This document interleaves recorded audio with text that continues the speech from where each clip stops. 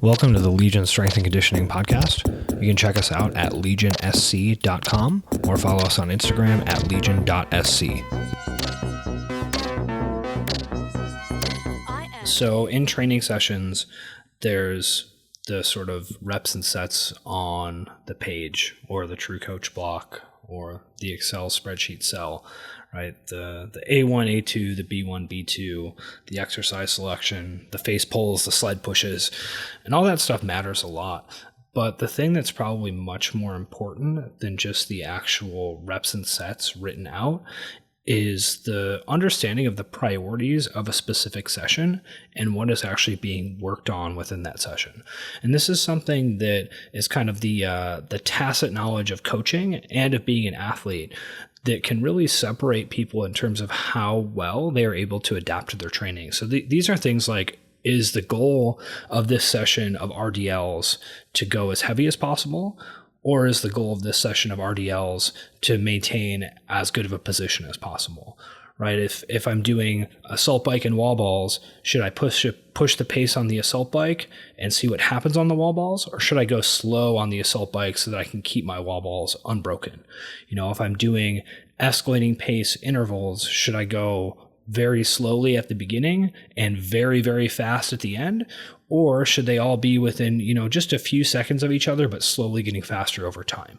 And not all of these details are super, super important, but just this understanding of the implicit point of the session is something that matters quite a bit and is somewhat difficult for coaches to be able to communicate properly to athletes, and also difficult for athletes to potentially parse just from the stuff they have written in their training notes. So we want to talk through some of the ways that people make mistakes with this, and some of the ways that people can better understand how to prioritize really the most important things in their training session. So John, what do you think? What should we do? How do we understand the hidden secret knowledge of coaching? I mean, when I'm programming for athletes, I will be pretty clear on what I want out of the piece. So especially if it's either skill development or volume accumulation type work, I will make it clear as to what the point of it is and how to approach it. So, for example, I had a piece for a few athletes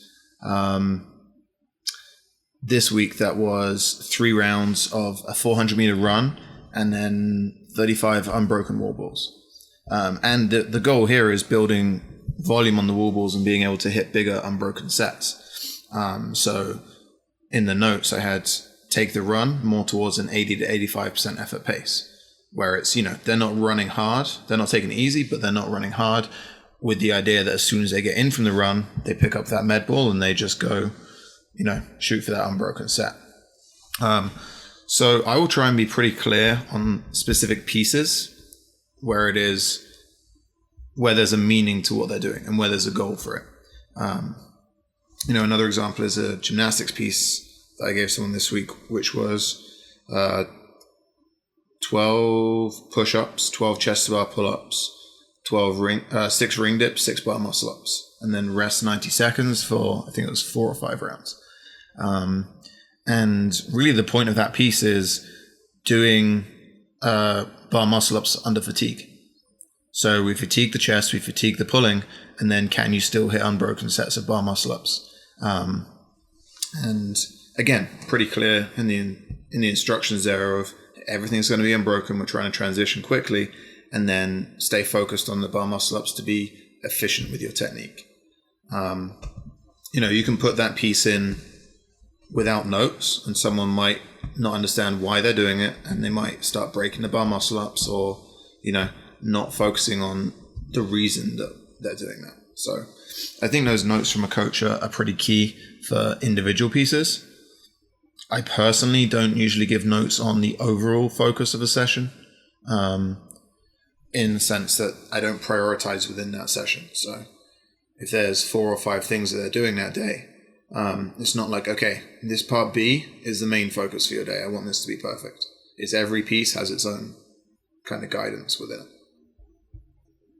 So something that I think can be challenging with giving prescriptions like that of like, hey, here's how you should do this. Here's the here's the goal on this piece, here's the pace you should hold, is finding the right balance between making sure an athlete understands the point of a session and is executing it properly. Like you said, if you're focusing specifically on, fatigued bar muscle up technique, and then, athletes just totally switch it up and are fractioning sets in a way that's completely wrong and taking the wrong kind of rest break relative to the stimulus that you want, right? That can be somewhat frustrating.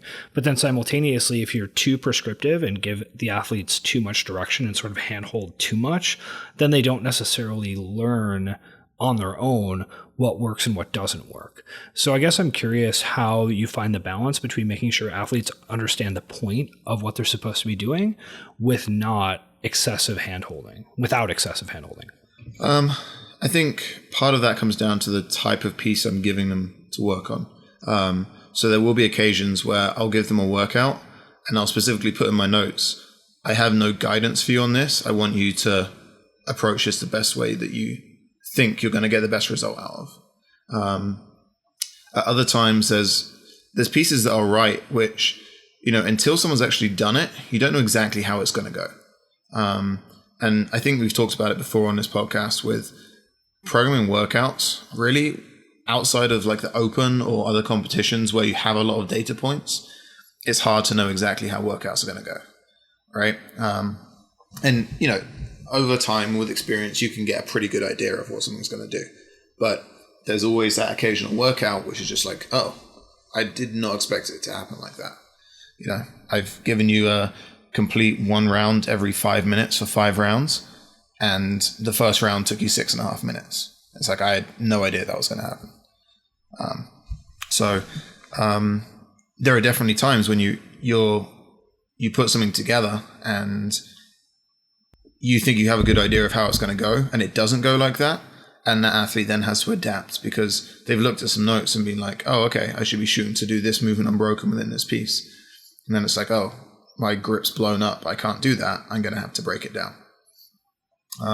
So sometimes there is intentional kind of discover on your own. Sometimes it's unintentional, just from a workout not going how you expected. Yeah, totally. I was laughing as you were talking about, prescribing workouts and athletes wanting to know, okay, what should I get on this? Which I think this is on the Training Think Tank podcast recently, which I found pretty relatable, where athletes will sort of ask, okay, well, what should my time be on this? And you're like, I don't know. I literally made it up. No one has ever done it before. Like, this is completely just made up. And I can guess at what this is going to look like for you. But I think that is a misconception that every workout is somehow this thing that has like expectations and performance, tiers associated with it. And that every single piece of data is like, oh, this is where you stack up on this. Like this is, but it's just not the case, right? That sort of like you said, a lot of sessions are being designed with the intention of having a certain type of response from an athlete. Like you said, you may be writing something that is like, okay, we just want to see what happens with, can you get through, we can use the bar muscle ups as an example, someone who can do bar muscle ups, but maybe isn't fantastic with them. The first time that they're able to do 30 bar muscle ups in a conditioning workout with other stuff when they're tired, like that's a big deal, So maybe you're like, all right, we're going to throw 30 bar muscle ups in with a bunch of other stuff and just see if you can even get through it in this 15-minute cap. Let's find out. And it's not like there's specific data associated with their performance. You're just like, I want to know if you can do it. And that sometimes I think is confusing to athletes because they think that we're some sort of like all-seeing puppet master, sort of like, yes, like this will take you 9 minutes and 38 seconds, but I see it took you 10, 12 today. Like you're really falling off the pace here. It's like, it's just not like that, but there is a point to what we're doing. Yeah. Yeah. I when you were talking there, it reminded me of another piece I had for someone a couple of weeks back it was 30 ring muscle ups for time, but the first 10 were to be done strict. And again, I don't know how doing those 10 strict is going to affect you for the rest of the sets. So the instructions were, try and hit 4 unbroken for your first set of strict reps.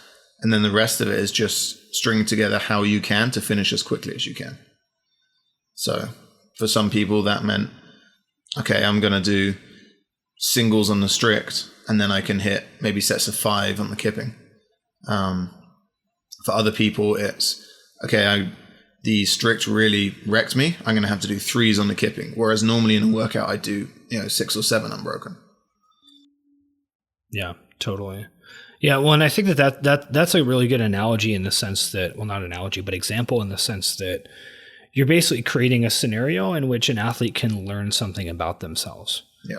Right? It's like you don't necessarily know exactly what should happen, but it's like, okay, it would be good for you to understand what it feels like to do a pretty big chunk of strict muscle ups and see what happens if you start doing kipping ones after. Like that might be a fun thing to learn about.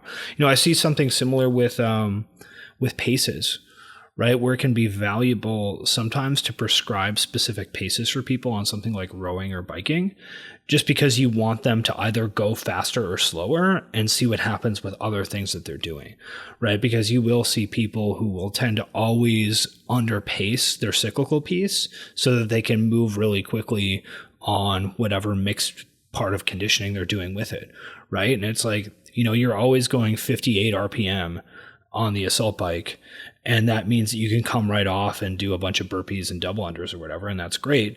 But I really think that you can go 61. I think you can do 61 RPM. So like hold 61 RPM for 2 minutes and try some other stuff, and that can potentially be a good learning opportunity for that athlete to either say, hey, listen, I can actually increase the pace on this a little bit, or, excuse me, I blow up when that happens. And like, yeah, maybe 58 is right where I belong. So there's definitely some value in being prescriptive with specific paces or fractioning strategies, but ideally in the framework of trying to allow someone an opportunity to learn more about their specific capabilities and performance when they do something like that.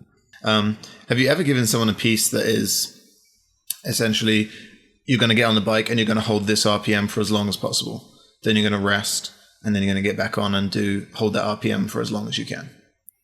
No, that sounds absolutely terrible, though. I just thought of it as you were talking there. Yeah. I was like, I wonder how that would play out. So if you wanted someone to get better at their, let's say, bike pace, and you're like, okay, you're going to hold, for a guy, 70 RPM as long as you can. When you drop below 70, you're going to rest for 3 minutes, and then you're going to go again. Yeah, that would be extremely unpleasant. I would hate that. Okay, I need to make a note of that because that's yeah. going. Yeah, and you could probably like 70 RPM for something like that would be just probably like the worst pace, right? Because if it was faster than that, you're just kind of not going to be able to at some point. Yeah, but 70, like you can probably hold 70 like a lot longer than you actually want to. Yeah. Yeah, that's an awkward pace, I guess. Yeah. That'd be real nasty. Yeah, right, because you get some people who could hold 70 RPM for probably 15 minutes. Yeah. Yeah. Or longer, right? I mean, I guarantee you there's people who can hold 70 for, full 30-minute bike test. Yeah. I'm just thinking about who I want to give that to. Yeah, I like where her head's. I mean, you could also just cap it, right? Just be like, hold this as long as possible, no longer than 8 minutes or whatever. Yeah. Yeah. I mean, I guess that is similar to some of the like VO2 max testing types of protocols, right? Where you go at a certain pace and then you ramp it up a little bit. Yeah. At a certain time. And that might be a better way to create that kind of training session. No. So you're not just like, oops, you accidentally, like, well, I think was it a Wadapalooza qualifier or something where they had some sort of interval that you had to do something on. And I think they assumed that no one would get past like 15 or 20 minutes, and then didn't happen or end up like doing the workout for like an hour and a half or something crazy like that. I can't think what that one was. It was something. It was like 115-pound thrusters and some other shit, and it was some miscalculation in terms of how freakish people's capabilities actually were, which is cool. But yeah, to kind of circle back to our topic at hand, I think that something that ends up happening that's challenging for people is that, you know, everyone sort of understands that there's a bunch of different priorities in a given training session, right? Like a specific piece of a training session. You know, I used the example of RDLs earlier. We can circle back to that. So, you know, people understand that there's a technique priority, right? That you want to be doing the movement somewhat correctly. People understand that there's a weight priority, right? That you want to load the movement enough that it's actually creating a certain whatever stimulus or challenge for you. You know, people understand that there's maybe on something like that, like a grip priority, right? Where it's like, okay, maybe the goal of this is to work on my grip. So if I use straps, I'm actually defeating the purpose of this specific movement. You know, people understand that there may be some like skill transfer priority of like, hey, we're actually trying to improve your ability to tolerate hinging volume for other movements like high repetition, moderately loaded deadlifts. So there's all these different pieces that people kind of, you know, if they actually think about it, are like, okay, yeah, I sort of see what might be coming out of this specific piece. But what I do think happens for folks sometimes is that they just put them in the wrong order, right? That they're more concerned, you know, we can use this RDL example, say that the goal is keeping the rib cage down without overarching the back on high repetition hinging, right? And so that's something that I might be concerned with certain types of athletes who they tend to flare their rib cage a whole bunch when they hinge, which causes their lower back to extend excessively, which then creates difficulty for them to actually control their pelvis as they hinge, which then potentially results in them getting this sort of like weird combination of overextension and part of the lumbar while also rounding lower in their back as they hinge, right? This is a somewhat common pattern with people who struggle with high repetition hinging. So I really, really, really want them to keep their rib cage down and maintain solid trunk stability as they're hinging. And I might think that this is very clear and is very obvious in terms of the design of the training session and in some of the notes, you know, prioritize your position and keep your ribs down. You're like, cool, you got this. Like this makes perfect sense to me. Everyone understands why we're doing this. And then you get a video of the movement and the athlete is, you know, arching the shit out of their back and lifting as heavy as they possibly can. And you're like, wait, why is this happening? Like, what's going on? I thought that, you know, I communicated the priorities properly here. And this isn't necessarily, you know, an athlete being whatever, disobedient or disrespectful or just like being stupid and not getting the point of the session, right? I mean, those things do potentially happen, but more often than not, the athlete is just more concerned with something else than what the coach potentially thinks the priority should be, right? Maybe the athlete is like, okay, cool. I really want to work on my grip muscle endurance right now because I struggle with that. So I want to load this heavy enough that I feel like my forearms are burning as I do this movement. And so their priority is grip muscle endurance and the coach's priority is rib cage positioning. And potentially those are in conflict because the athlete, you know, if they only load the movement enough that they can keep their rib cage down, they're not going to actually feel like their grip is fatiguing at all doing the RDLs, right? And so they're just sort of prioritizing something different than what the coach potentially wants them to prioritize. And so I think that that's a constant challenge in coaching. And that's one of the sort of like soft skills that's difficult to communicate or explain. Is just making sure that everyone is on board with what the priorities are of a given session and making that clear to people in a way that they understand how to self-organize so that they're prioritizing the correct things. You know, it doesn't need to be all the time, but at least enough that the whatever desired training stimulus is being achieved, let's say. Yeah, I think to go with that, there needs to be some kind of self-awareness from an athlete. There needs to be the knowledge that, for a start, to understand that if they're doing a piece, it's like, hey, this isn't going how I think it's supposed to go. Whether it's from directly following instructions or from kind of freeballing it and just figuring out, you know, what you're supposed to do on the fly. Is that called freeballing? I kind of freeballed the name freeball as well. So, yeah.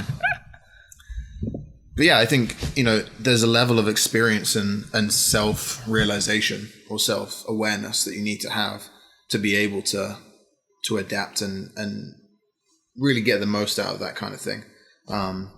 but I think trying to do that by yourself is definitely tricky. And looking at a templated program, looking at a comp train or an Invictus or a Mayhem athlete and kind of knowing that it's not written specifically for you, trying to then figure out, well, do I need to change anything here? Do I need to focus on one specific point within this workout? I think that can get tricky for some people. Yeah. Well, I think that one of the things that's interesting, right, having been in a lot of different gyms and seen people following templated programs like that, is, in a lot of cases, if the author of those programs walked into the gym and saw the training that was going on, like in their name, right, they'd be like, oh no. Yeah. Oh no, please no. Don't tell anyone you're a Mayhem athlete, right? Don't tell anyone that this is Invictus. Please stop, right? And that there's so much of this tacit knowledge involved in training correctly that it's very, very difficult for people to pick that stuff up just from looking at A1 snatch balance, A2 band pull apart, B every minute on the minute for 10 minutes, do whatever, right? That they don't necessarily pick up all the subtleties of what's actually going on, which is why I think that these training groups for people work so well, right? That a place like Mayhem, it's not that they necessarily have like a specific secret or whatever. And it's not that you can just sort of take the program that they're following and then get the same results from it. Like, yes, there's a selection bias in terms of like people just being absolutely freak athletes who can sort of tolerate that kind of volume and who are willing to uproot their lives and move to Cookeville. But the reality is there's a lot of subtlety to doing a program properly that can be very difficult to learn just trying to do it on your own and watch videos, right? That if you just go into a group and train like you do at Mayhem, right? You pick up a bunch of stuff where it's like, oh, I see how hard people are trying on this piece. I understand the way that people are choosing their paces, right? I understand the way that this partner workout actually kind of like functions as an interval piece. And you may not necessarily be able to explicitly state all of those things, but there's literally like hundreds and hundreds and hundreds of subtle decisions like that get made on a daily or weekly basis about how to get through training sessions and how to get through a training week that make a program effective.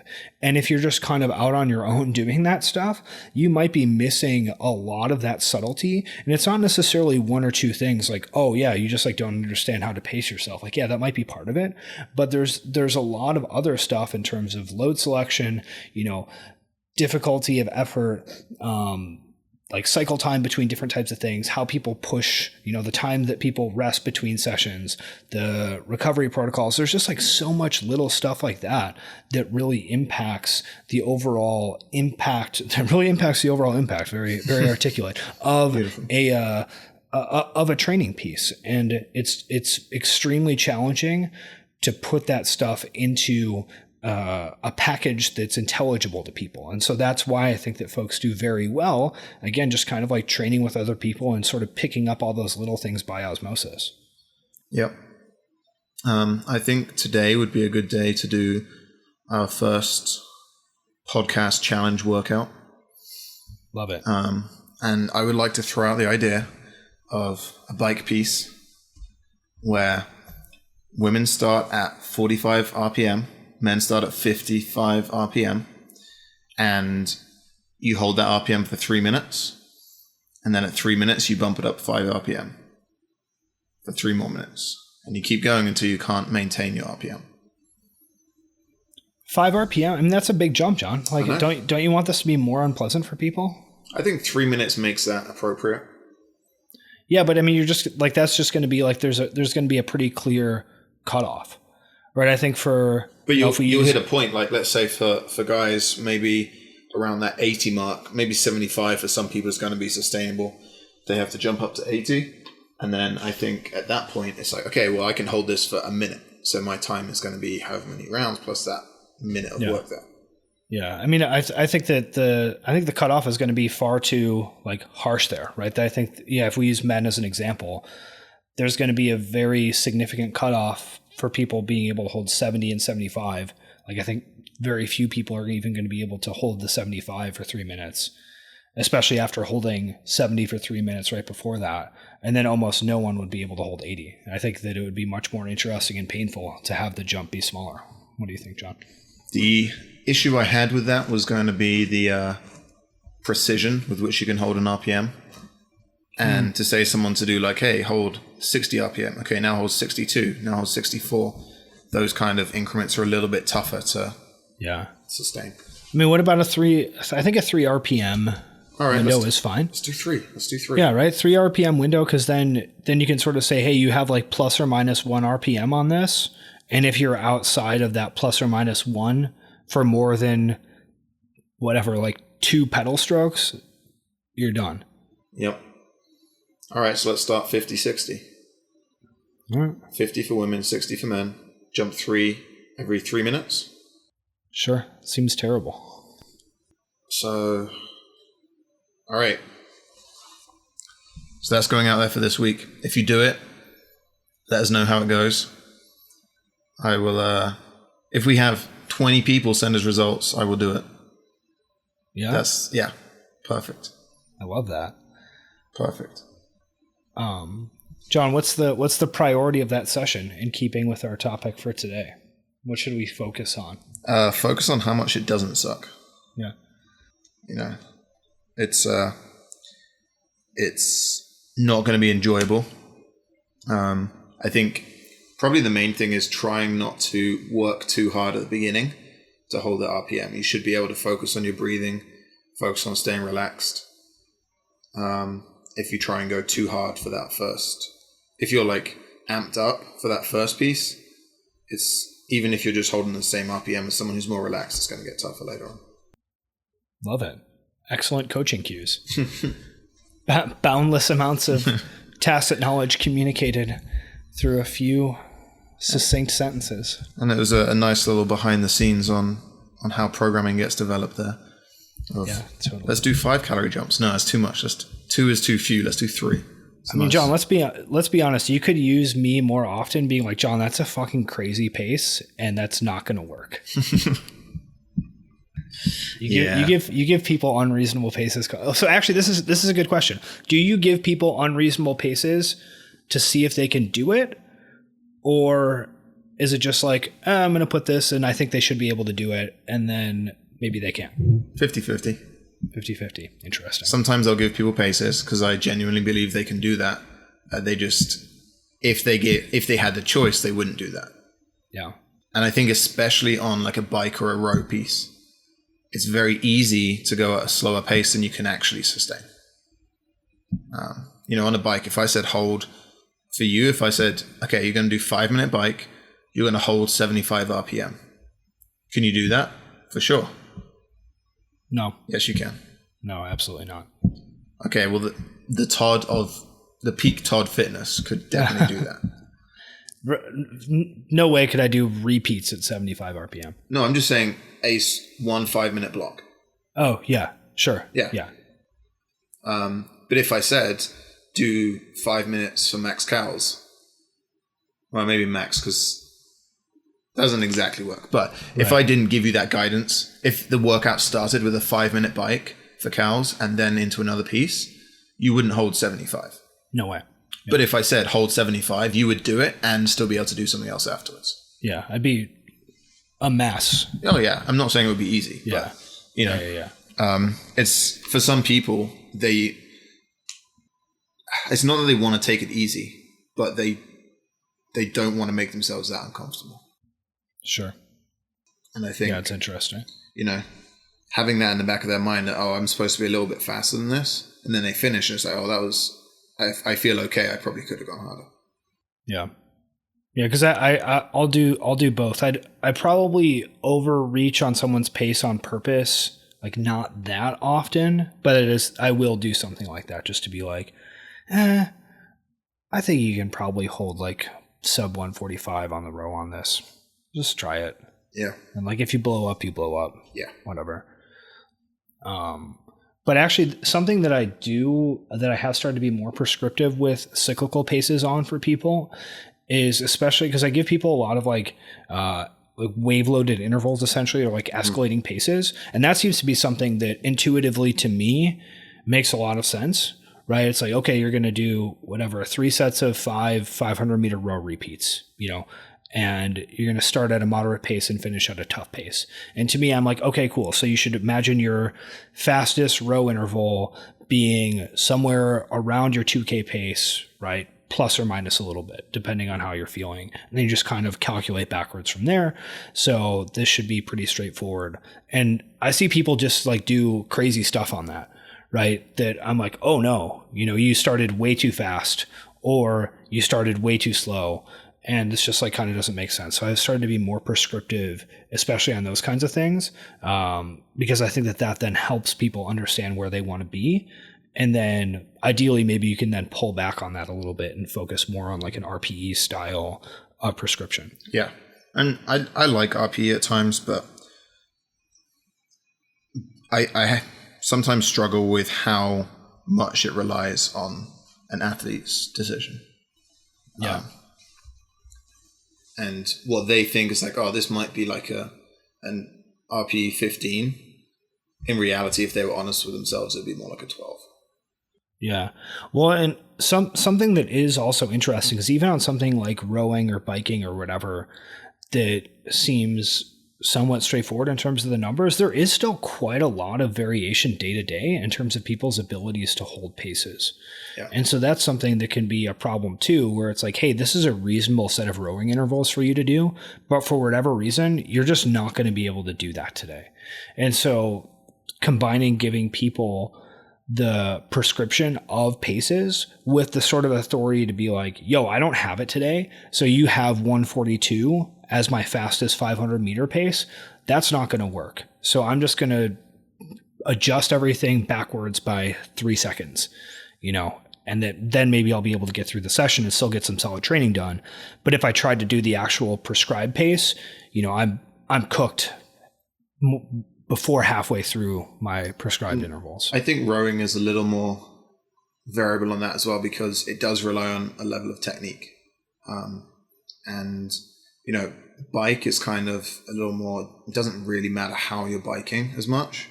On a row, it's like if you get fatigued and your technique starts to break down, it's going to be even harder for you to hold that pace.